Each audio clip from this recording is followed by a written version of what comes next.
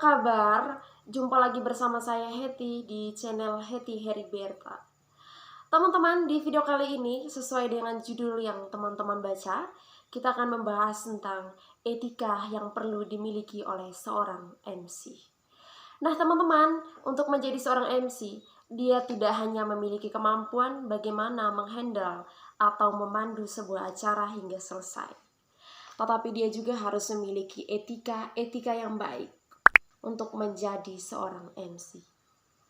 Apa saja etika yang perlu dimiliki oleh seorang MC? Simak video ini sampai selesai. Etika pertama yang harus dimiliki oleh seorang MC tentunya adalah profesional. Nah teman-teman, mungkin sejak sebelum teman-teman tampil menjadi seorang MC, teman-teman sebenarnya lagi galau atau lagi dalam masalah ya. Tapi pada saat teman-teman tampil, audiens tidak akan peduli teman-teman kamu lagi sedih, lagi dalam masalah, baru habis putus cinta. Audiens tidak peduli. Yang harus kamu lakukan adalah menyenangkan mereka, menghandle acara itu hingga selesai, menghidupkan suasana itu ya. Teman-teman harus profesional. Teman-teman harus menanggalkan perasaan-perasaan teman-teman. Bagaimana perasaan teman-teman di belakang panggung itu ditanggalkan saat teman-teman tampil ya. Harus profesional.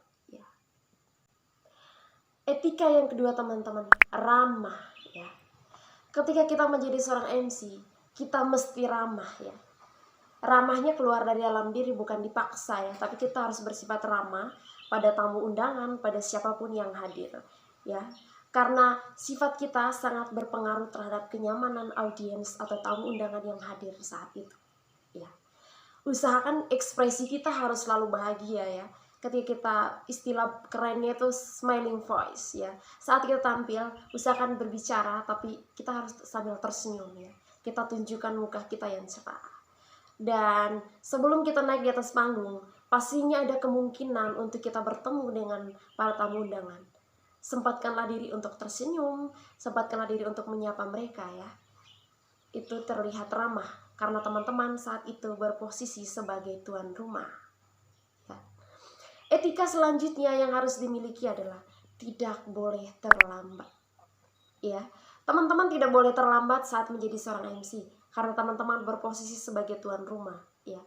Karena sangat tidak bagus tamu undangan sudah di dalam, baru kita MC belum datang, orang bingung ini yang memandu acara di mana, ya. Jadi usahakan in time ya, datang sebelum acara dimulai. Itu sebetulnya punya banyak manfaat untuk teman-teman sebagai seorang MC. Etika selanjutnya adalah membangun komunikasi yang baik dengan figur-figur atau tokoh-tokoh penting yang akan hadir dalam acara tersebut ya. Misalnya nih, acara seminar yang hadir di situ ada gubernur, ada dosen, ada tokoh-tokoh penting lain sebagainya. Teman-teman harus bisa membangun komunikasi yang baik dengan mereka sebelum acara itu dimulai ya. Biar mereka tidak kaget, ini nanti MC-nya siapa. Ya, karena mereka juga butuh untuk berkonsultasi dengan kita sebagai MC ya. Dan kita juga perlu tahu informasi latar belakang mereka seperti apa ya. Etika selanjutnya adalah mampu menerima perubahan ya. Sikap ini sangat perlu dimiliki oleh seorang MC teman-teman, karena perubahan itu akan hadir saat kamu menjadi MC. Baik sebelum acara dimulai, pertengahan acara hingga selesai. Ada saja teman-teman perubahannya. Misalnya, dalam merandoan teman-teman, nanti yang pengisi acara bawa sambutan si A. Lalu yang bawa nyanyi siapa ya? Misalnya ada acara selanjutnya si B. Lalu tiba-tiba teman-teman, kedua orang ini tidak hadir. Atau salah satu dari mereka tidak hadir. Nah, itu menimbulkan perubahan. Nah, teman-teman harus siap ya. Siap menerima perubahan. Teman-teman saat itu tidak boleh marah, tidak boleh sedih, tidak boleh menuntut panitia dan lain sebagainya. Teman-teman terima. Ya, teman-teman wajib menerima. Teman-teman harus berpikir, berputar otak apa yang harus saya lakukan biar acara ini baik-baik saja. Bisa jadi ada penambahan acara yang tidak terkonsep sebelumnya, atau terjadi pengurangan acara. Itu sering terjadi dan teman-teman harus selalu siap.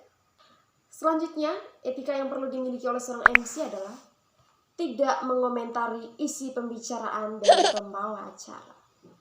Nah teman-teman, misalnya nih dalam acara seminar misalnya, kita sebagai MC ada tuh pembicara.